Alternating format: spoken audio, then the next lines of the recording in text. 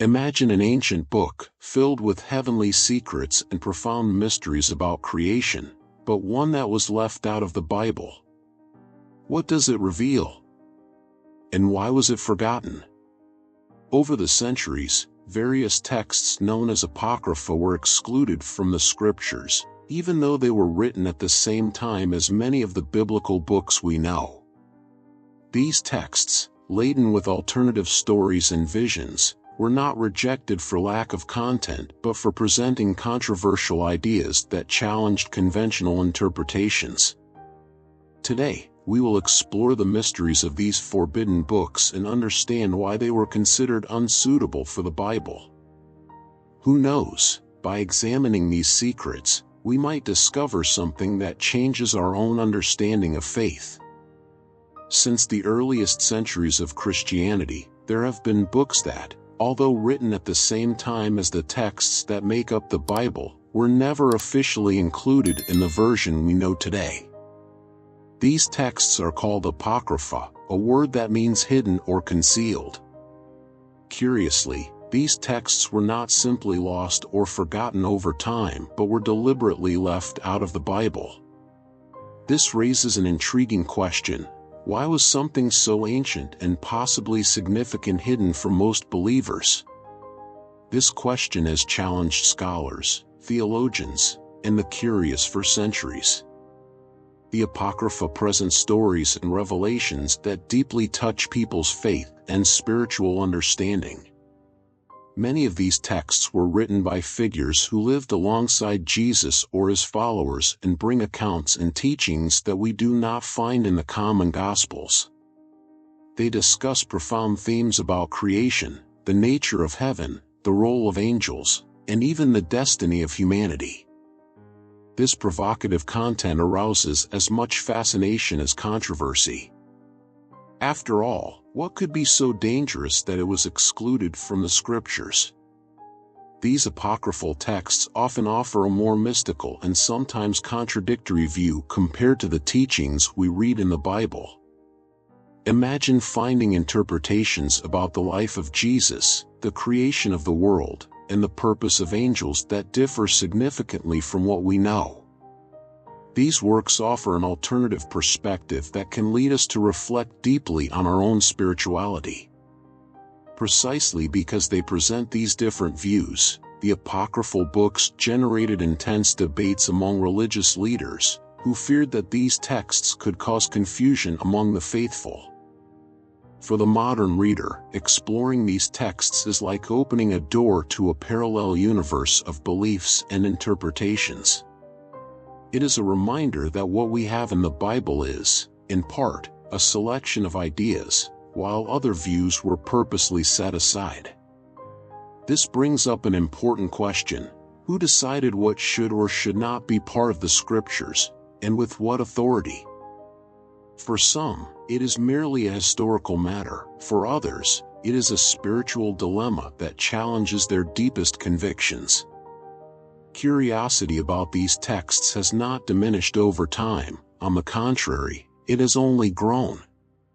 Today, many readers seek out the Apocrypha to understand more than the official story tells.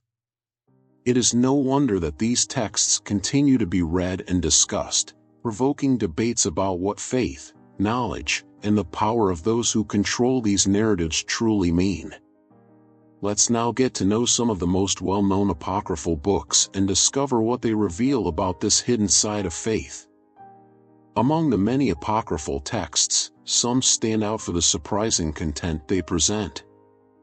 A famous example is the Gospel of Thomas, a text attributed to one of Jesus' closest apostles.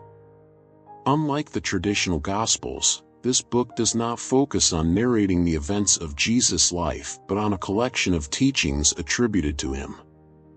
These teachings are direct and mysterious, emphasizing the internal search for truth and the kingdom of God. Instead of recounting specific events, the Gospel of Thomas presents sayings of Jesus that suggest the kingdom of God is within each of us. This focus inspires many to see the text as an invitation to a personal relationship with the divine but also as a threat to the idea of institutionalized faith. Another prominent apocryphal book is the Book of Jubilees, an ancient work that retells the world's history from creation to the time of Moses, organized in cycles of 49 years called Jubilees. In addition to a detailed chronology of biblical events, the Book of Jubilees introduces a series of laws and traditions not found in the Bible, such as details about the angels who rebelled against God and stories of the patriarchs. For those seeking to understand the context of the time, these revelations are fascinating but also controversial, as they offer a more elaborate and sometimes contradictory version of biblical narratives. The Gospel of Judas is one of the most controversial apocryphal texts due to the unusual perspective it offers. It presents Judas not as the traitor we know but as someone who understood the true nature of Jesus and acted according to the Master's own desire. According to the text, Judas was chosen to fulfill a crucial task, and his act of betrayal was actually an act of obedience. This view subverts the traditional image of Judas and highlights a new debate about the role of the traitor in Jesus' story. For many, the Gospel of Judas brings to light the complexity of redemption and the importance of seeing beyond appearances. These texts, despite being on the margins of what we know as the Bible, contain teachings and stories that pique our curiosity and expand our understanding of the biblical world. They are like pieces of a puzzle that offer new layers of interpretation and challenge our confidence in the official story. The diversity of ideas and the depth of reflections in these texts have led scholars and readers to question to what extent these revelations could impact our view of Christianity and our own beliefs. These examples only scratch the surface of what the Apocrypha have to offer. Each of these texts is not just a piece of history but also an invitation to reflect on our own spiritual quest and the richness of traditions that did not reach us. With this in mind, let's understand why these books ended up being left out of the Bible. The exclusion of the apocryphal books from the canonical Bible is a complex theme that spans centuries and involves decisions influenced by a variety of factors. Compiling the Bible as we know it was not a simple process. In the early centuries of Christianity, religious leaders gathered in councils to decide which texts would be considered inspired by God and, therefore, worthy of being part of the Scriptures. Among the criteria used were the general acceptance of the texts by the churches and their conformity with the central doctrine being established. However, many apocrypha brought ideas that deviated from the official interpretation, questioning the unity of the teachings the church wanted to maintain. A decisive factor for the exclusion of many apocrypha was the fear that they could divert the faithful from a faith centered on Jesus and his redemptive sacrifice. Books like the Gospel of Thomas, for example, encouraged a more individualized spiritual search and an idea of an inner God, something that could divert people from the organized religious system being consolidated. In the councils that defined the canonical Bible, such teachings were seen as a risk to doctrinal unity. Thus, to protect a more secure and aligned faith, certain texts ended up being eliminated. Political issues also influenced this exclusion. Many of these apocryphal texts presented interpretations that conflicted with the views of the ecclesiastical leaders of the time. Some presented a more human and less divine image of central figures like Jesus and the apostles, while others advocated ideas contrary to the church's practices and traditions. This generated a sort of threat to the authority of those who govern the Christian faith. Excluding these texts was, therefore, a way to preserve order and unity in a church that was still establishing itself as an institution. The authenticity and origin of these books were also relevant issues. To be considered canonical, texts needed to have apostolic authorship or be directly linked to an apostle. In the case of many apocrypha, this connection was uncertain or questionable, and several were written by anonymous followers or attributed to apostles without verification.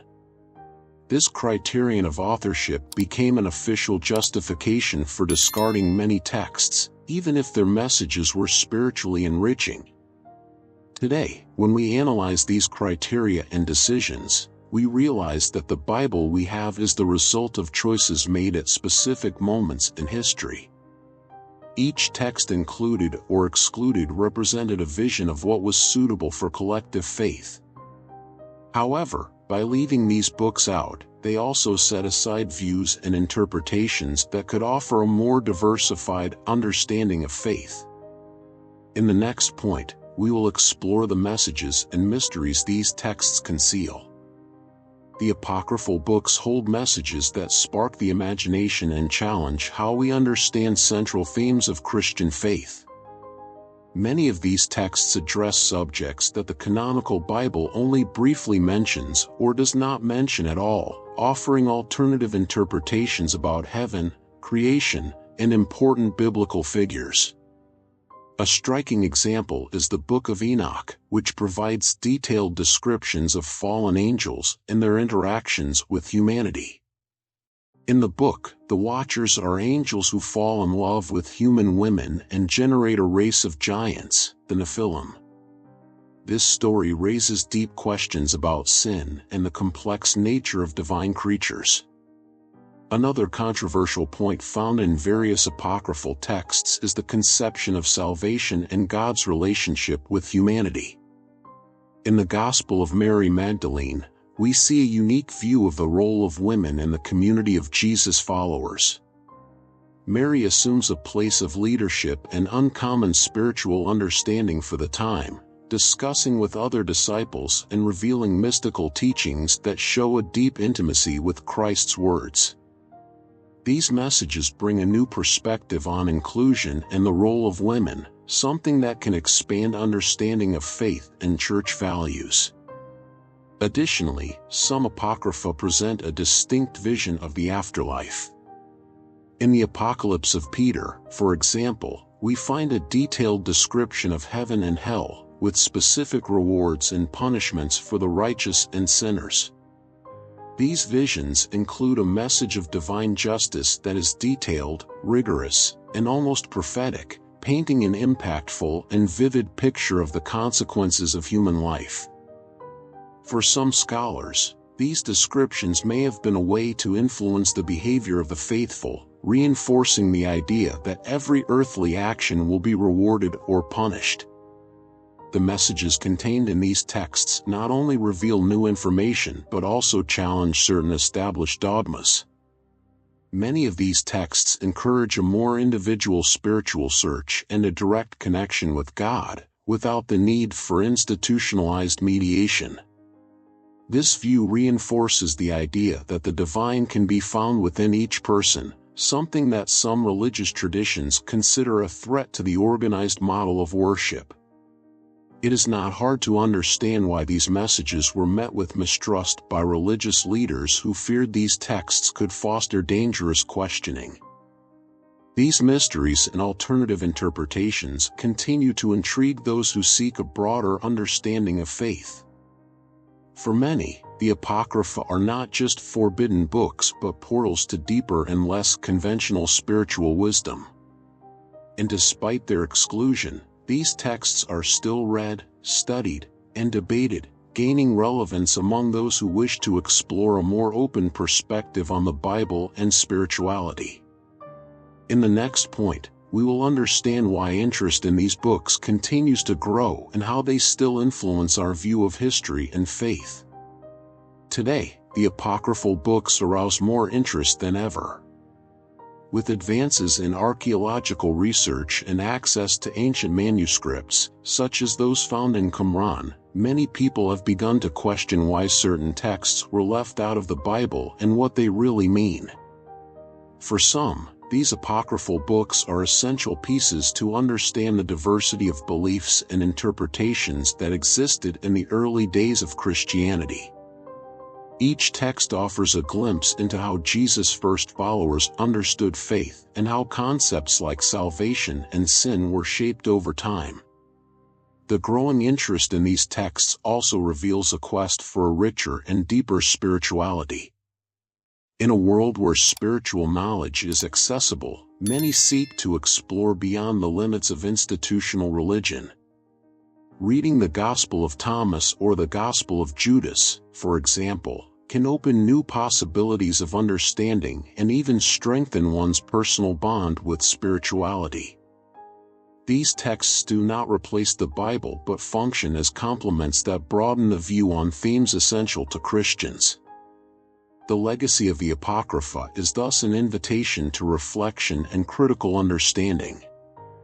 Many scholars believe that these texts encourage a more individual way of experiencing faith, promoting the idea that each person should seek their direct connection with the divine without relying exclusively on external interpretations. This perspective resonates with the current search for authenticity and truth, making the Apocrypha relevant in a society that values spiritual freedom. Moreover, rediscovery of these books generates discussions about the very history of Christianity.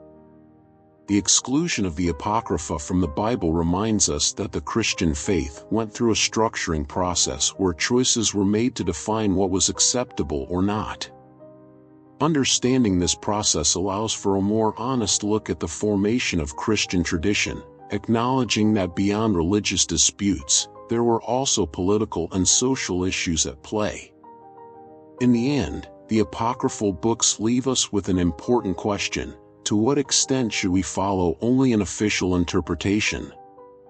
In an increasingly pluralistic and questioning world, these texts, even though excluded from the Bible, find their place as sources of wisdom.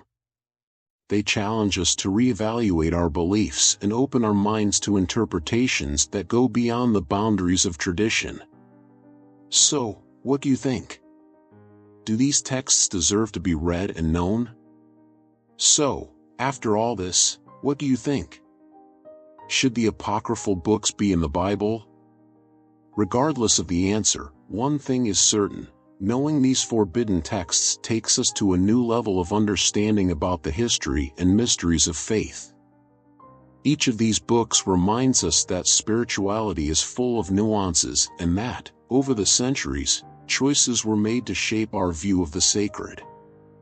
Understanding these choices is like opening a window to the past and seeing that our own faith could be different and perhaps even deeper.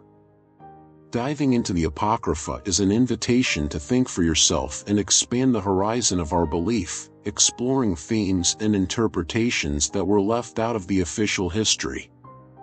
And that is a rare opportunity. With each page, these texts challenge us to rethink the image we have of the Bible, faith, and even ourselves. If you enjoyed the content, don't forget to like the video, subscribe to the channel, and activate the bell to receive more on these intriguing themes. This way, you help us continue exploring these mysteries and ensure you don't miss anything about the biblical universe. And of course, leave your opinion in the comments. Do you think these books deserve a place in the Bible? And if you are curious, check out our video on the Book of Enoch to discover more about one of the most fascinating texts of antiquity.